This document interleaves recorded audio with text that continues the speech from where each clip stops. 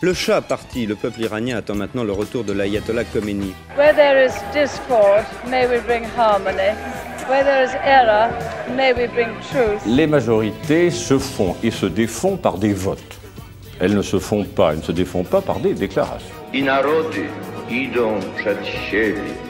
troupes soviétiques entrent en Afghanistan. 1979. Il existe dans l'histoire des années charnières. Traversées par des ruptures inattendues, 1979 en est une. Et les changements cruciaux qui vont alors parcourir le monde structurent encore nos sociétés aujourd'hui. Je suis Charlotte Baris et vous écoutez 1979, année fatidique, une série originale de La Loupe, le podcast quotidien de l'Express. Épisode 3, l'économie selon Margaret Thatcher et Deng Xiaoping.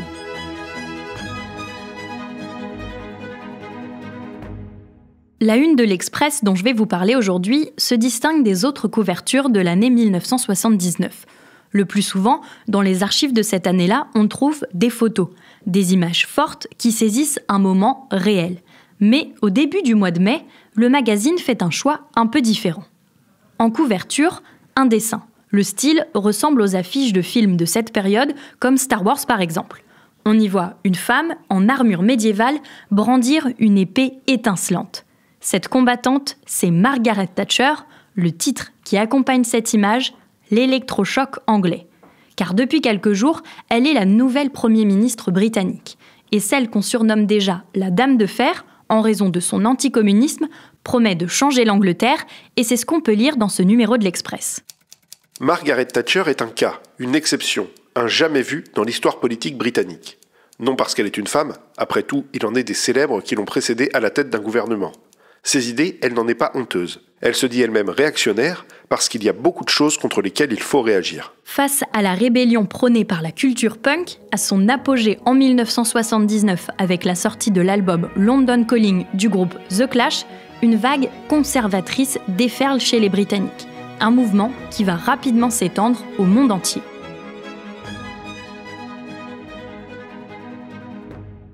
Deux dirigeants politiques qui, chacun à leur manière, ont infléchi le cours de l'histoire et de leur pays, c'est Margaret Thatcher en Grande-Bretagne et c'est Deng Xiaoping en Chine.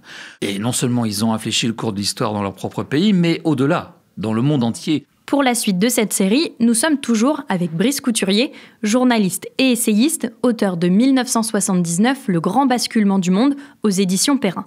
Cet épisode commence fin 78 avec ce qu'on appelle l'hiver du mécontentement. Alors, l'hiver du mécontentement, Winter of Discontent, une formule empruntée à Shakespeare dans Richard III, c'est le nom qui fut donné à cette période très très tendue de l'hiver 78-79. Vous avez là des grèves historiques sous le gouvernement travailliste, plus rien ne fonctionne dans le pays cet hiver-là, les employés des pompes funèbres en grève refusent d'enterrer les morts, les Anglais sont furieux. Car la Grande-Bretagne ne s'est pas vraiment remise de la Seconde Guerre mondiale et sa situation s'aggrave dans les années 70. Vous avez un modèle social qui est bien spécifique au Royaume-Uni, qui a été fait pendant la guerre et qui promet aux Anglais, en échange du sacrifice qu'ils ont fait durant toute cette guerre mondiale, qui leur promet un État-providence le plus perfectionné du monde en réalité à l'époque. Du berceau à la tombe, vous êtes pris en charge par l'État, la santé est totalement gratuite, vous avez des aides au logement, des aides à l'enfance. Enfin, c'est vraiment l'État social le plus développé du monde à l'époque.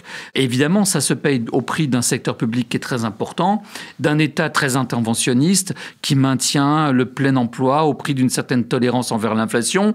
Vous avez un très grand nombre d'entreprises de canards boiteux qui sont immédiatement pris en charge par l'État pour qu'il n'y ait pas de licenciement et donc ça coûte cher au budget.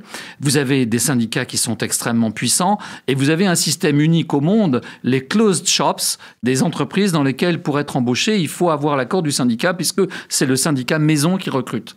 La moitié de la main-d'œuvre en Grande-Bretagne est syndiquée. Autant vous dire que dans la fonction publique, c'est plus de 90%. Dans les mines, dans les houillères, c'est 90%. Cela donne aux syndicats une force politique capable de rivaliser en réalité avec le gouvernement.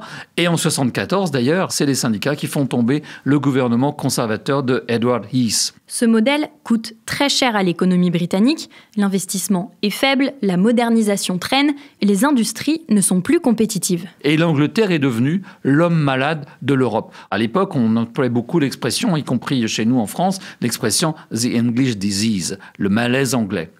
largement ébranlée par le choc pétrolier de 73, l'économie britannique est en dérive. La dépense publique, au milieu des années 70, absorbe 60% du PIB, c'est le record d'Europe. La fiscalité est écrasante, elle est confiscatoire. Il faut savoir que la fiscalité sur les revenus du capital peut dépasser 90% et la tranche supérieure de l'impôt sur le revenu est de 83%. C'est absolument écrasant. D'ailleurs, beaucoup d'Anglais s'en vont, y compris les Rolling Stones, qui partent en 71 s'installer dans le sud de la France pour enregistrer Exile on Main Street, ce qui montre bien que ceux qui peuvent partir s'en vont.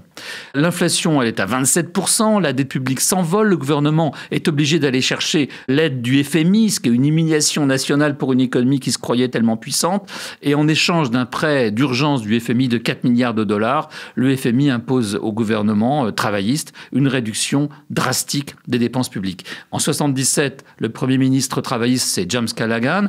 Il avait négocié un contrat social avec les syndicats, à savoir une augmentation des salaires de 10% maximum, mais il va devoir ramener ce chiffre à 5% en 78, et d'ailleurs, c'est ce qui provoque les grèves immenses dont je viens de parler, le Winter of Discontent. Like others in central London, it's been closed now for 2 weeks because of the dustman's indefinite strike. Le gouvernement de James Callaghan chute, il faut donc de nouvelles élections, et celle qui l'emporte, c'est évidemment Margaret Thatcher.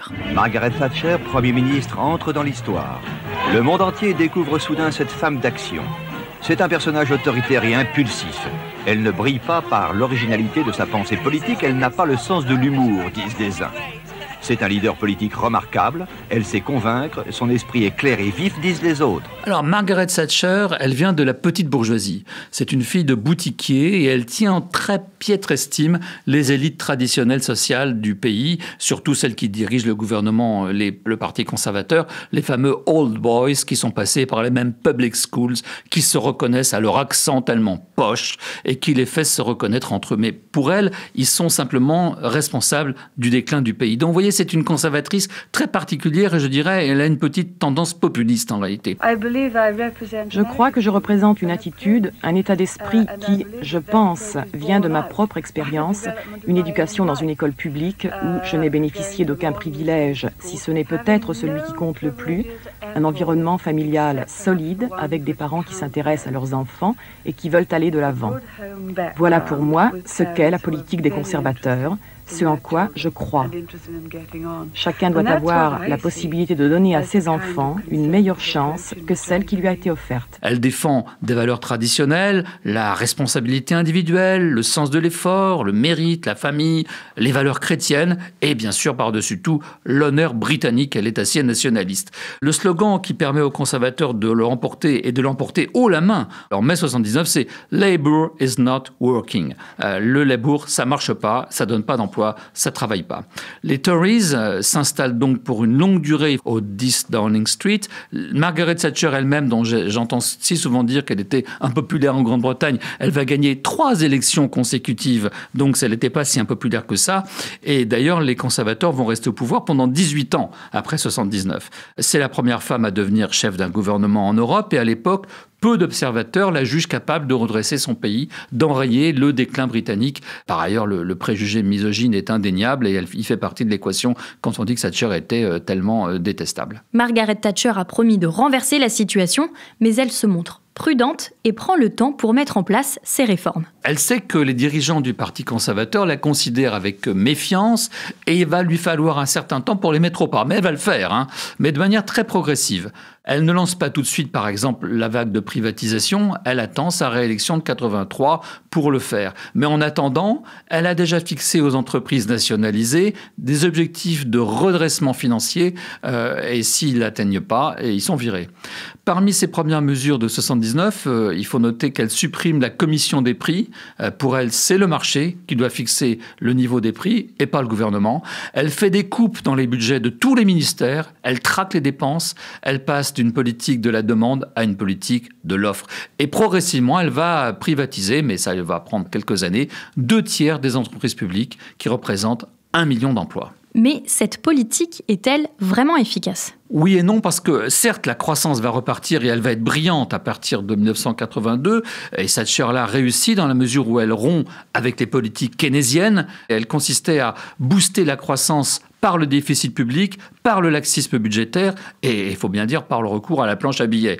Mais tous ces stratagèmes provoquent de l'inflation et ils se sont révélés incapables d'empêcher le chômage de grimper, c'est la stagflation. Alors oui, mais non. Non, parce que dans la mesure où Thatcher appartient à l'école monétariste, elle se fixe un objectif de limitation de la croissance de la masse monétaire que ces gouvernements n'arrivent jamais à atteindre. Donc sur le plan monétaire, elle n'a pas réussi. D'autant que sous sa férule, le Royaume-Uni entame sa transition vers une spécialisation dans la finance qui le pousse à abandonner progressivement l'industrie. Alors certes, sur le plan de la finance, c'est une réussite. La place de Londres attire, dès la fin 79, c'est la City qui assure plus de 40% des transactions réalisées par les banques européennes, mais du coup, l'industrie décline. Pourtant, ce nouveau modèle britannique va très vite dépasser les frontières du Royaume-Uni. Alors, l'idéologie thatchérienne, qui est un mélange de conservatisme, de libéralisme et d'une dose de populisme, elle va se répandre à travers le monde. Elle repose sur la mobilisation des acteurs économiques, plus généralement des possédants, des entrepreneurs, contre les empiètements de l'État redistributeur des richesses, contre l'État qui réglemente. D'abord vers les États-Unis avec l'élection de Ronald Reagan en novembre 80, puis vers le reste du monde. Alors le triomphe de ce capitalisme décomplexé à la Thatcher a eu pour effet de libérer des forces économiques puissantes et de favoriser le décollage des plus grandes nations non occidentales, comme la Chine.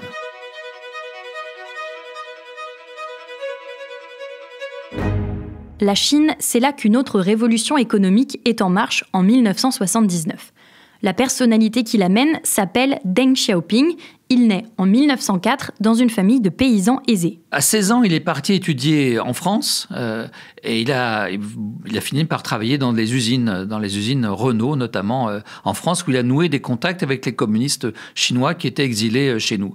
Il a fait une étape en Russie. Et il faut savoir qu'il était à Moscou, notamment lors du 20e congrès du Parti communiste d'Union soviétique, celui-là même où Khrouchtchev a dénoncé, lors d'une réunion fermée et secrète des dirigeants communistes, les crimes de Staline.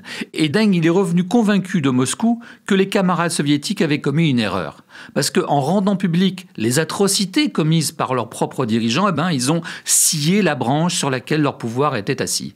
Et il est décidé, en rentrant à Pékin, à ne jamais commettre la même erreur politique en Chine. D'autant que Mao, lui, contrairement à Staline, il est non seulement l'homme qui a provoqué des catastrophes, mais il est le fondateur du régime. Mao, c'est à la fois le Lénine et le Staline chinois. Alors, pas touche. Pourtant, au début des années 60, Deng Xiaoping prend ses distances avec Mao et son grand bond en avant. Une politique économique qui mise sur la collectivisation de l'agriculture et le développement de l'industrie. Mais c'est un échec qui entraîne en réalité des famines. Quelques années plus tard, Deng Xiaoping est également contre la révolution culturelle qui doit purger le Parti communiste et restaurer le pouvoir de Mao. Il échappe au massacre qui touche de nombreux dirigeants communistes historiques de cette époque, comme le président de la République, Liu Shaoqi, qui meurt en prison. Deng, il est exilé dans une usine de tracteurs, de réparation de tracteurs exactement. Il revient d'exil et il retrouve des fonctions de premier plan au sein du parti en 1975 parce qu'il a la réputation d'être un gestionnaire certes brutal mais pragmatique. Or, en 1976, Mao Zedong, malade, s'accroche au pouvoir. Il y a des manifestations contre le pouvoir en place en avril 1976, place Tiananmen, la même qui verra les fameuses manifs de 89. Deng Xiaoping est accusé d'avoir orchestré ces manifestations et d'être un contre-révolutionnaire. La nouvelle est tombée, Mao est mort. Aussitôt à Pékin, tous les drapeaux officiels ont été mis en berne, alors que d'autres apparaissaient aux fenêtres des habitations. Beaucoup de Chinois portent déjà le brassard noir, d'autres arborent épinglé sur leurs vêtements un chrysanthème blanc, couleur du deuil en Chine. Mao meurt providentiellement en septembre 1976. Il y a une nouvelle direction communiste avec Hua Guofeng, qui est un bureaucrate assez terne, mais qui entend mettre un terme au désordre provoqué dans le pays par les gauchistes qui se réclament de la pensée de Mao. Il veut de la stabilité, Hua Guofeng, et Deng est là pour lui offrir. Dès 1977, il y a dans l'air, donc après la mort de Mao, une espèce de dégel, comme sous Khrouchtchev en URSS à la fin des années 50, et c'est alors que Deng Xiaoping prend progressivement le parti en main. C'est pour ça qu'on va le nommer le petit timonier, puisque le grand timonier, c'était Mao. Deng Xiaoping prend réellement le pouvoir en décembre 1978, lors d'une réunion du comité du Parti communiste. C'est considéré comme un quasi-coup d'État. Deng Xiaoping et ses alliés, avec le soutien de l'armée, prennent en réalité le pouvoir, poussent Wak Bofeng, en fait, sur la touche. Le slogan n'est plus porté sur la lutte des classes comme sous Mao, mais sur la construction de la modernisation socialiste. Il remplace tous les cadres par des proches ou par des partisans de sa politique, et l'héritier de Mao, lui, est marginalisé. Alors, il ne faut pas se faire d'illusions. Deng Xiaoping, ce n'est pas un libéral, c'est un pragmatique. Vous savez, son fameux slogan qui a eu tant de succès, « Qu'importe qu'un chat soit noir ou gris, ce qui compte, c'est qu'il attrape des souris ». Il veut laisser faire un peu le marché, laisser de la place au marché, c'est un réformiste, il veut moderniser surtout la Chine et lui redonner sa place de puissance mondiale. Mais il veut le faire de manière progressive, régulière et d'une certaine manière dissimulée. Il ne veut pas que la Chine apparaisse trop tôt comme une puissance menaçante pour les autres. La politique de Mao avait donné lieu à une situation économique dramatique. La Chine était un des pays les plus pauvres de la planète. 22% de la population mondiale était chinoise, mais ça représentait que 2% du PIB mondial. La révolution culturelle avait ruiné véritablement l'économie chinoise. Les famines étaient régulières. Alors, au congrès du PC chinois, il lance les 4 modernisations, la défense nationale, l'industrie, la science et les technologies, l'agriculture. Ces réformes misent sur l'indépendance économique. Il faut augmenter le volume des échanges commerciaux, il faut ouvrir le marché chinois au Japon et à l'Occident. Fini les défilés militaires. Coup de frein aux grands travaux d'intérêt général. La Chine s'ouvre aux investisseurs étrangers, par exemple Citroën. Deng Xiaoping a l'idée de créer des zones économiques spéciales, qui sont des espaces qui bénéficient d'un régime juridique très particulier, baisse d'impôts, moins de taxes, moins de normes, qui les rend plus attractifs pour les investisseurs étrangers, et ceux-ci vont se précipiter vers ces zones, et c'est comme ça que progressivement, vous allez avoir les délocalisations et la mondialisation. Deng Xiaoping rompt également avec la politique internationale de son prédécesseur. Une page d'histoire vaut bien une entorse au protocole. C'est en véritable chef d'État que le vice-premier ministre chinois Deng Xiaoping a été accueilli aujourd'hui à la Maison-Blanche par le président Jimmy Carter. Tous deux ont souligné, par les actes et par les paroles, l'importance des nouvelles relations entre les États-Unis et la Chine. Le 28 janvier 1979, Deng Xiaoping entreprend un grand tour aux États-Unis. Il va visiter les grandes usines américaines. Il va s'informer de la robotisation. Il va rencontrer Carter alors qu'il n'est pas officiellement un chef d'État, mais il est reçu à Washington comme un chef d'État. Il y a une réouverture des relations entre les deux pays sur la base des négociations qu'avait entreprises par Nixon en 1972. Donc, si vous voulez, Deng, c'est à la fois quelqu'un qui est très habile, qui sait se mettre les Américains dans la poche parce qu'ils sont absolument fascinés par ce petit bonhomme qui se balade à travers leurs usines et qui pose des questions extrêmement intelligentes, pertinentes et qui a l'air d'être pas du tout un communiste, mais c'est un nationaliste sérieux, lui. Alors, au début, Deng Xiaoping, c'est vrai, sert moins la vis politique que ses prédécesseurs et il y a une certaine libéralisation culturelle, c'est évident. On a le droit d'évoquer la révolution culturelle et ses catastrophes humaines dans les livres, mais on n'a pas le droit, dans la littérature, d'attaquer Mao. On n'a pas le droit de rendre Mao responsable des catastrophes. Mais progressivement, on va revenir sur cette libéralisation. Plus question de remettre en cause la légitimité du régime communiste ou la pensée de Mao. La 5e modernisation, celle qui est attendue en réalité par les étudiants libéraux, qui aurait été la démocratisation, laquelle aurait dû résulter de la création d'une vaste classe moyenne. Cette modernisation par la démocratisation réclamée par les intellectuels en particulier, elle n'aura pas lieu. 2 révolutions économiques bien distinctes qui sont pourtant aujourd'hui toujours en marche. On le sait, les mesures économiques adoptées par Margaret Thatcher à partir de 1979 sont encore aujourd'hui régulièrement défendues par nos politiques. Alors aujourd'hui, on pourrait dire que les préceptes de la révolution conservatrice anglo-américaine des années 80, ils ont été adoptés par de nombreux dirigeants de droite comme de gauche. La révolution conservatrice a mis fin à la timidité qu'éprouvait jusqu'alors la droite dans le débat politique et intellectuel, notamment sur les questions sociales.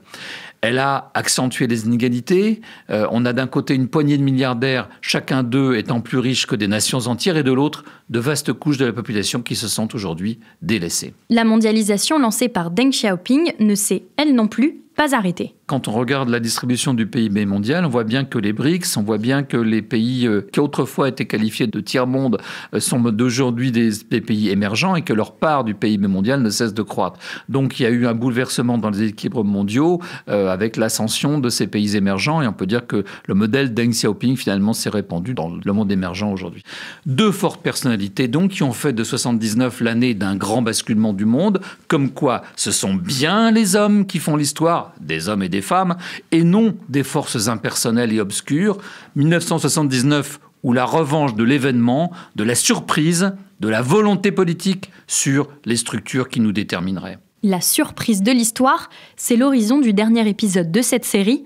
Dès 1979, la dislocation de l'URSS et la fin de la guerre froide se mettent en place. Chers auditeurs, pour ne pas manquer ce podcast, pensez à suivre La Loupe sur n'importe quelle plateforme d'écoute, par exemple Deezer, Apple Podcast ou Spotify. Vous pouvez aussi nous retrouver gratuitement sur le site l'express.fr. 1979, année fatidique, est une série originale de La Loupe, le podcast quotidien de l'Express, réalisé par Jules Cros. À demain!